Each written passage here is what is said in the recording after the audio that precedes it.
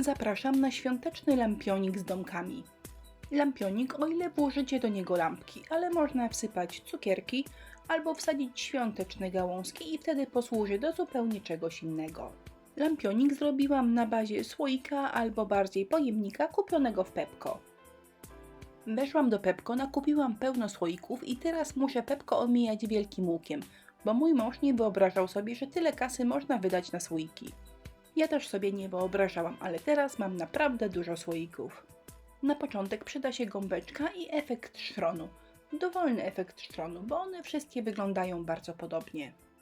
Biały, naturalny, perłowy, każdy z nich nadaje się znakomicie. Mój słoik pokryłam szronem jeden raz. Na mokro wygląda słabo, gdy wyschnie wygląda ładnie, ale gdy przyłożymy oko wcale nie jest idealnie i powiem Wam, tak ma być. Pojemnik odkładam i zabieram się za ekierkę oraz ołówek. A teraz sobie namaluję kilka kombinacji domków. Każda z nich ma pasować na jeden bok słoika. Domki najprostsze możliwe, jak z podstawówki albo nawet z przedszkola. Dokładnie tak miało być i każdy z Was da sobie z tym radę.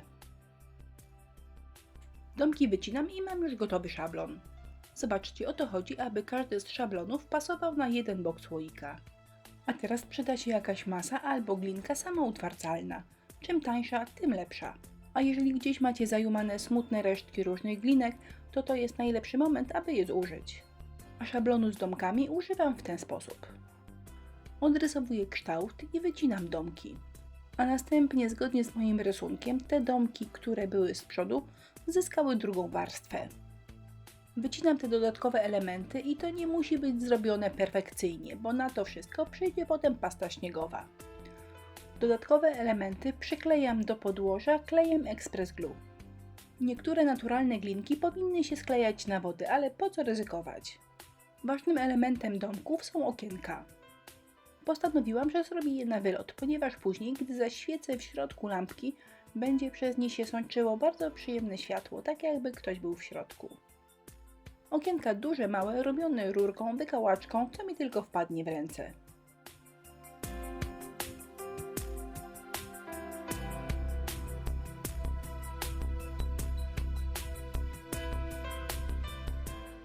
A domki z okienkami gotowe do przyklejenia na słoik prezentują się tak. Domki przyklejam tym samym klejem, to znaczy Express Glue. Do wykonania tych domków użyłam z premedytacją najtańszej glinki, jaką mamy w sklepie. Zdarza się czasami, że klienci pomyłkowo kupują tą glinkę do foremek silikonowych, a ona się do nich nie nadaje. Więc jeżeli komuś zalega w szufladzie, to najwyższy czas ją wyciągnąć i przerobić na urocze domki. Ta glinka schnie długo, więc domki należy zostawić w spokoju na całą noc, a rano są bialutkie i gotowe do dalszego zdabiania. W jakim kolorze pomalujecie swoje domki, to oczywiście Wasz wybór, a ja jak zwykle wybrałam niebieski. Niebieski to kolor przewodni, ale oczywiście dobrałam jeszcze kilka innych kolorów farb, aby wszystko wyglądało ładnie i ciekawie. Domki maluję, a następnie pędzelkiem podkreślam wszystkie brzegi. Podkreślam na ciemno i wtedy moje domki prezentują się tak. Żeby okienka nie były po prostu pustą dziurą, wypełnię je lakierem 3D. Gęsty jak miód lakier wpuszczam do okien i zostawiam do wyschnięcia. Tym samym lakierem podmalowuję dachy, aby miały piękny dachówkowy połysk. Gdy okna wyschną, a schną długo, ponieważ każda strona domków schnie około 2 godzin, zabieram się na pomalowanie ram okiennych na biało. Zależnie od potrzeb używałam białej konturówki albo białej farby i cieniutkiego pędzelka. Cieniutkie pędzelki wytwarzam sama. Biorę stary pędzel, wycinam większość włosia, pozostawiam tylko kilka niteczek i w ten sposób mam naprawdę cieniutki i bardzo fajny pędzelek. Ten pędzelek nazywa się wachlarzyk, jest znakomity, żeby chlapać coś dużymi kropkami. Jeszcze mokrą farbę posypuję drobniutkim brokatem i teraz słoik prezentuje się tak. To jest pasta śniegowa w aplikatorze. Jest super, bo jest w aplikatorze. I jest nie super, ponieważ ten aplikator zawsze się zatyka.